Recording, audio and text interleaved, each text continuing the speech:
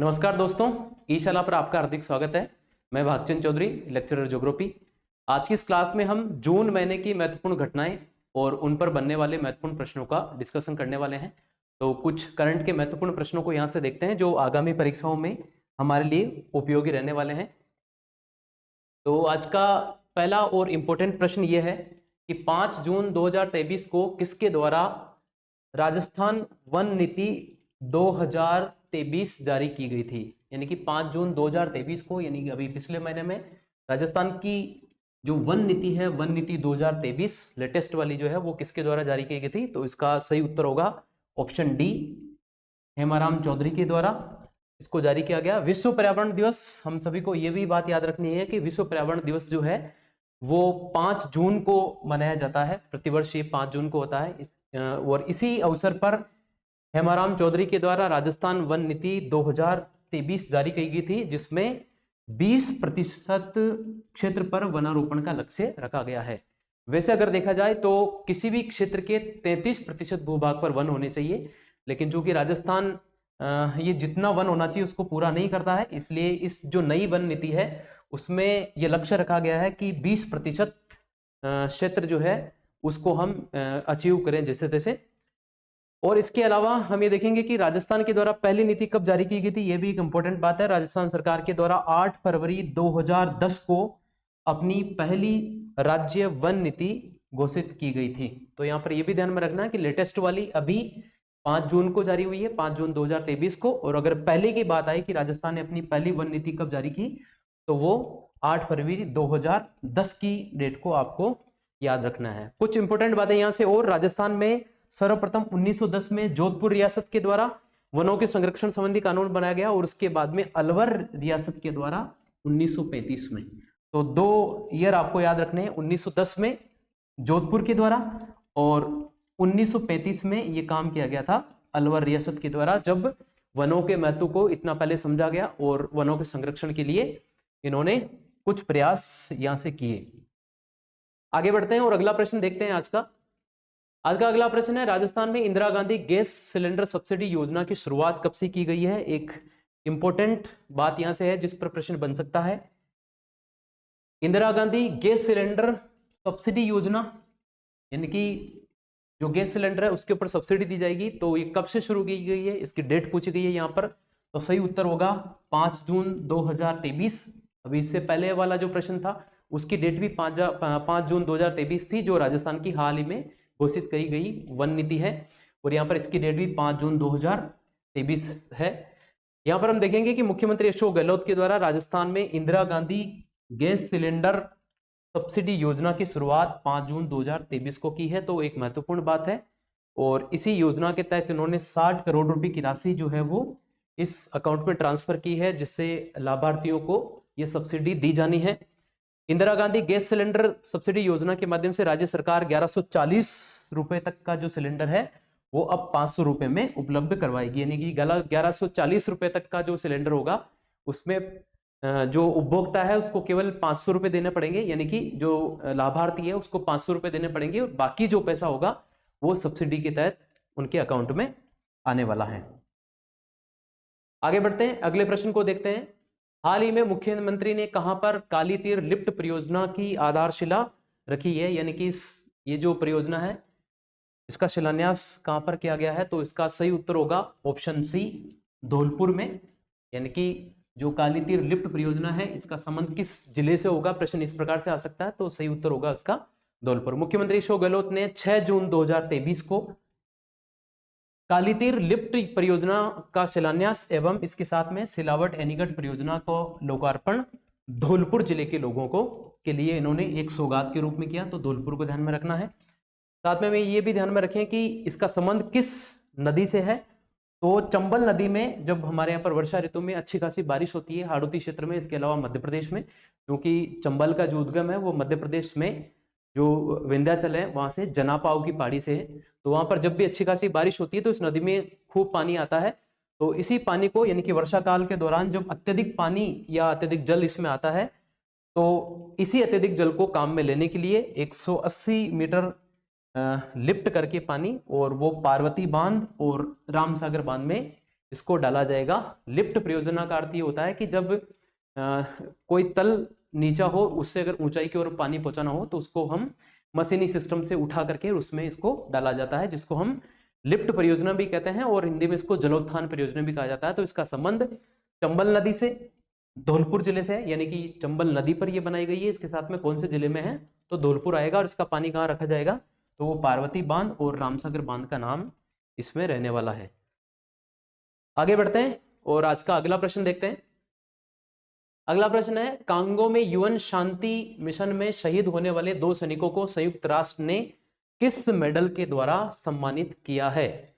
तो ये जो संयुक्त राष्ट्र का जो शांति मिशन चलता है उसके तहत राजस्थान के 2 वीर सैनिक थे जिन्होंने अपने प्राणों की आहुति दी। इनको जो पुरस्कार है वो दिया गया है, यहाँ पर उसका नाम है डैग हैमरस्कोल्ड पुरस्कार या ये मेडल, इससे इनको सम्मानित किया गया।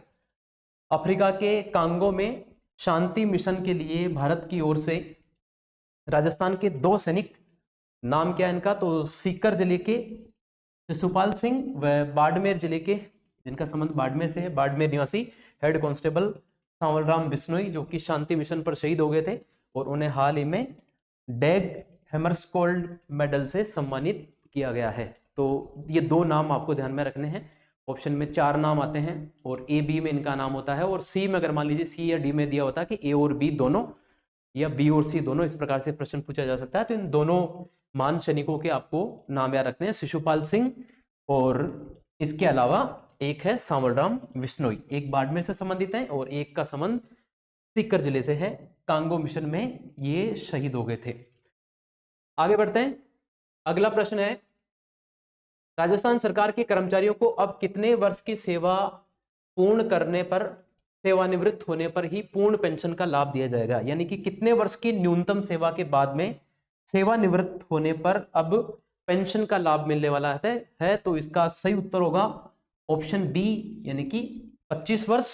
अशोक गहलोत कैबिनेट ने राजस्थान सिविल सेवा पेंशन नियम 1996 में संशोधन के प्रस्ताव का अनुमोदन किया और इससे कर्मचारियों को 28 साल की आवश्यक सर्विस के स्थान पर, यानी कि पहले ये 28 साल था, यानी कि कम से कम आपको 28 साल तक सर्विस करनी पड़ेगी, उसके बाद में रिटायर होने पर पेंशन का लाभ दिया जाता था, लेकिन अब इसी के स्थान पर इसको 25 वर्ष कर दिया गया है। तो अब ये जो पहले 28 थी, अब ये कम होकर के 3 साल कम होकर के इसको 25 वर्ष कर दिया गया है। अब 25 वर्ष की सेवा अगर करेंगे तो भी पेंशन का लाभ मिलने वाला है। तो इसके बाद में सेवानिवृत्त होने पर पेंशन का लाभ दिया जाएगा, तो इंपॉर्टेंट है। आगे बढ़ते हैं। अगला प्रश्न है, हाल ही में किसे ग्लोबल विमेन एम्पावरमेंट अवार्ड से सम्मानित किया गया है, और इसका सही उत्तर होगा ऑप्शन सी, मीरा श्रीवास्तव। देख लेते हैं इनका नाम थोड़ा सा, तो ऑप्शन सी यहां से सही होगा, मीरा श्रीवास्तव को ध्यान में रखना है।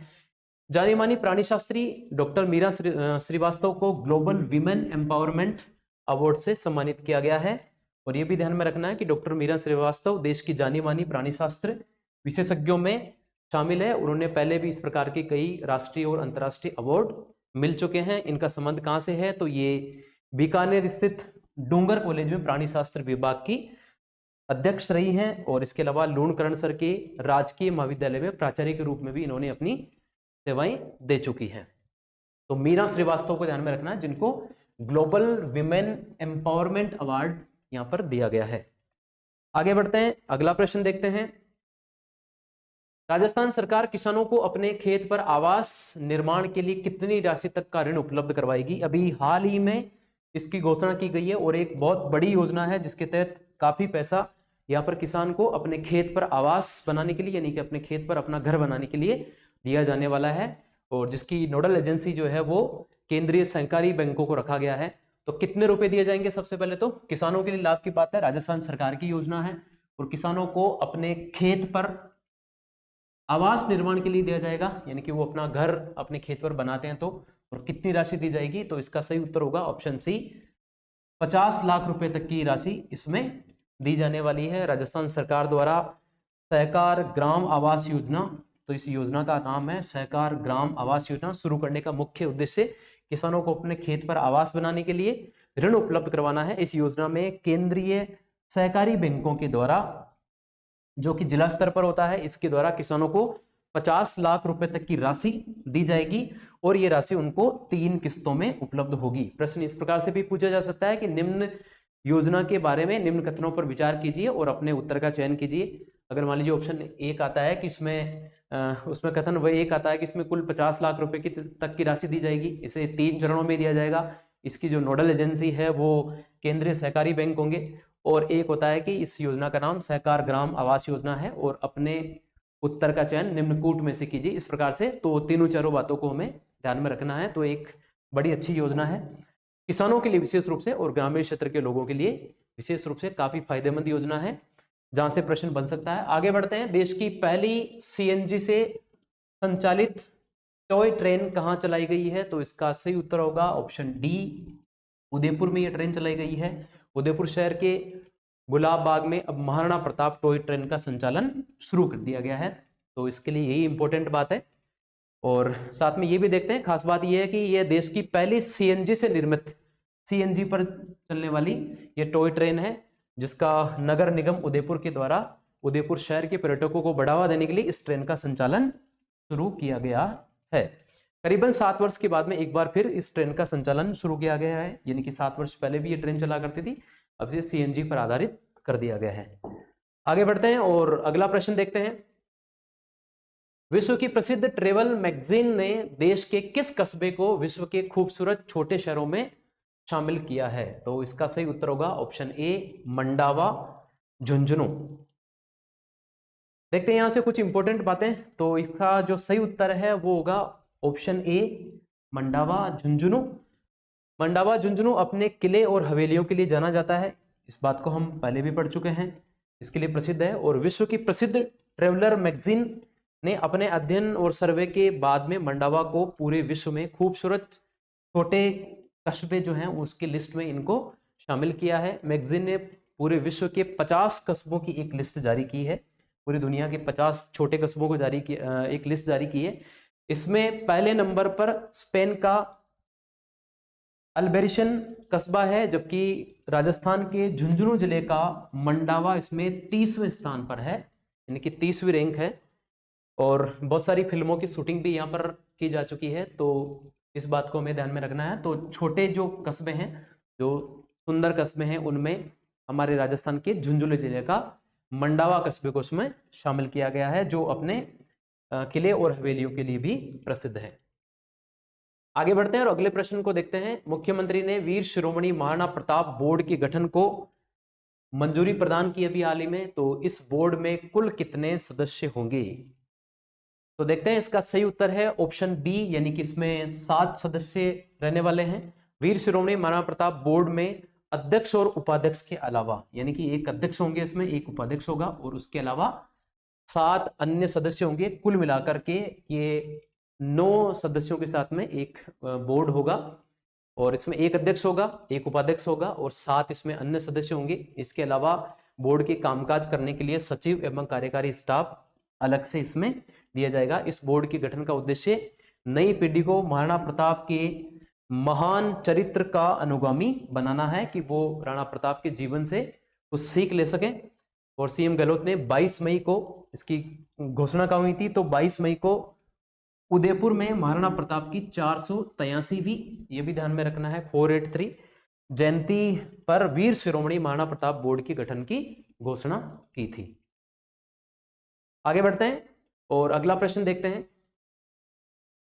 अगला प्रश्न है, चौथे राष्ट्रीय जल पुरस्कार के अंतर्गत किसे सर्वश्रेष्ठ एनजीओ का पुरस्कार प्रदान किया गया है? यानी कि सर्वश्रेष्ठ एनजीओ का पुरस्कार किसने अभी हाल ही में हासिल किया है? तो इसका सही उत्तर होगा ऑप्शन बी, यानी कि अर्पण सेवा संस्थान। ऑप्शन बी यहां से सही हो जाएगा, अर्पण सेवा संस्थान को यह पुरस्कार मिला है। 17 जून 2023 को आयोजित कार्यक्रम में अर्पण सेवा संस्थान, ये कहाँ है? तो उदयपुर का है। ये उदयपुर को उपराष्ट्रपति जगदीप धनखड़ के द्वारा, राजस्थान से संबंध रखते हैं धनखड़ साहब, और इनको अभी उपराष्ट्रपति चुना गया था। राष्ट्रीय जल पुरस्कार के अंतर्गत सर्वश्रेष्ठ स्वयं सहायता समूह यानी कि एनजीओ का पुरस्कार अर्पण सेवा संस्थान उदयपुर को प्रदान किया गया है। साथ में अर्पण सेवा संस्थान की जो अध्यक्ष है उनका नाम भी ध्यान में रखना है, तो डॉक्टर शुभकरण सिंह यहाँ से हमें ध्यान में रखना है। तो अर्पण सेवा संस्थान उदयपुर का है ये, और इसके जो अध्यक्ष हैं वो हैं डॉक्टर शुभकरण सिंह। ये पुरस्कार हमारे उपराष्ट्रपति डॉक्टर जगदीप धनखड़ के द्वारा प्रदान किया गया। आगे बढ़ते हैं और अगला प्रश्न देखते हैं। राजीव गांधी ग्रामीण एवं शहरी ओलंपिक की शुरुआत कब से होगी? यानी कि इस सेशन में जो ग्रामीण और शहरी ओलंपिक खेल होने वाले हैं, इनकी शुरुआत कब से होने वाली है? तो इसकी डेट में परिवर्तन हुआ है, इसलिए इसको ध्यान में रखना है।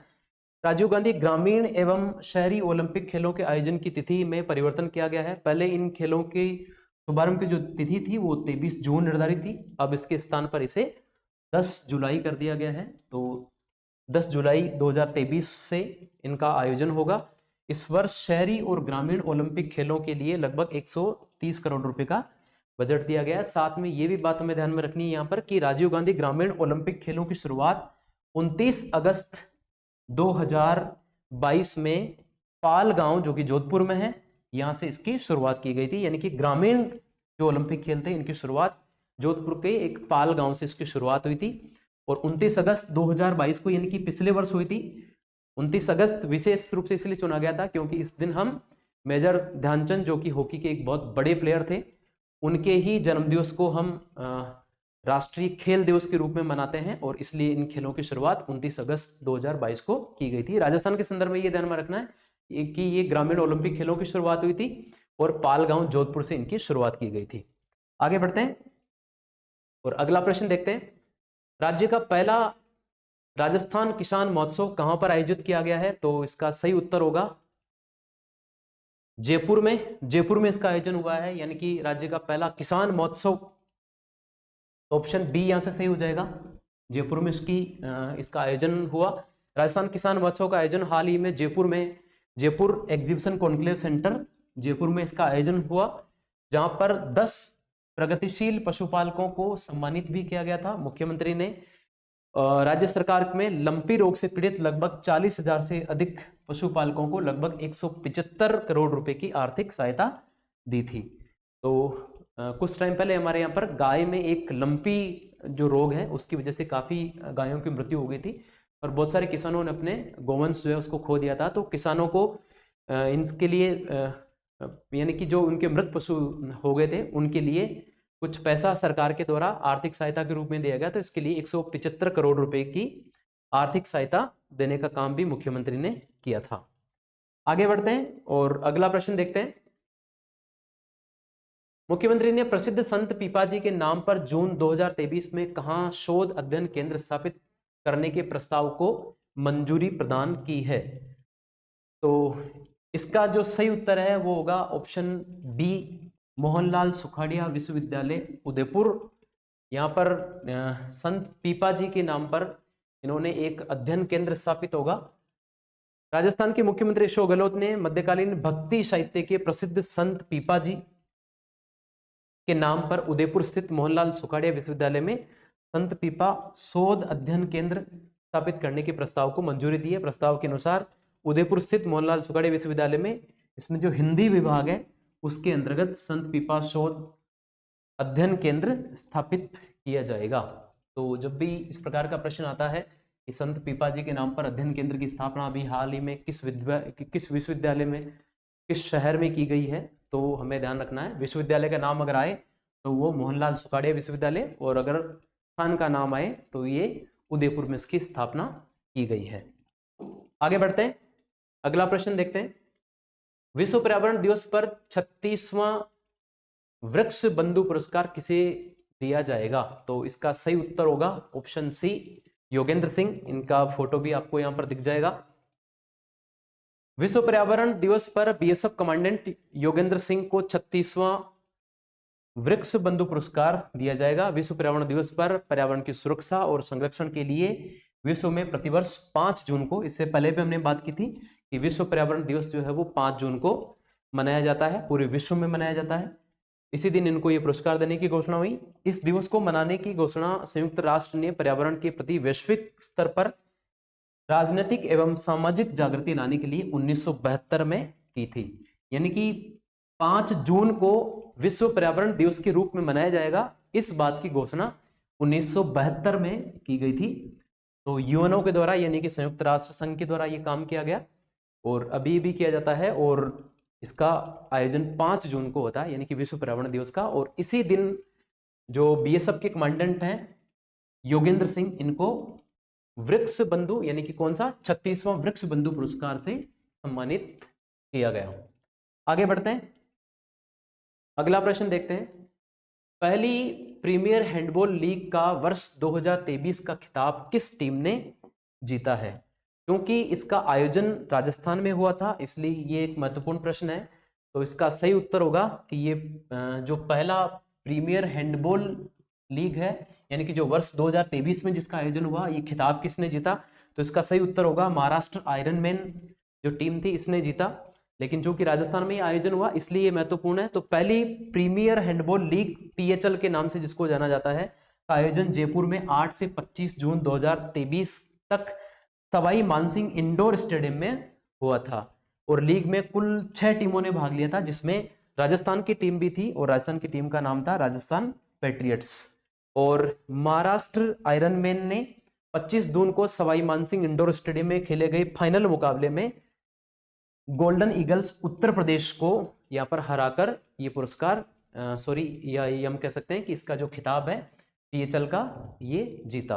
तो राजस्थान के सवाई मानसिंह स्टेडियम में आयोजित होने के कारण यानी कि जयपुर में आयोजित होने के कारण ये चर्चा में रहा था। तो इस प्रकार से आज हमने कुल मिलाकर के लगभग 15-20 प्रश्नों को यहाँ पर डिस्कस किया जो आगामी परीक्षाओं में आ सकते हैं। अगर आपको ये जानकारी अच्छी लगी हो तो अपने दोस्तों के साथ में शेयर कीजिए। हमारे चैनल पर आप नए हैं तो चैनल को सब्सक्राइब कीजिए, लाइक कीजिए, कमेंट कीजिए। Thank you.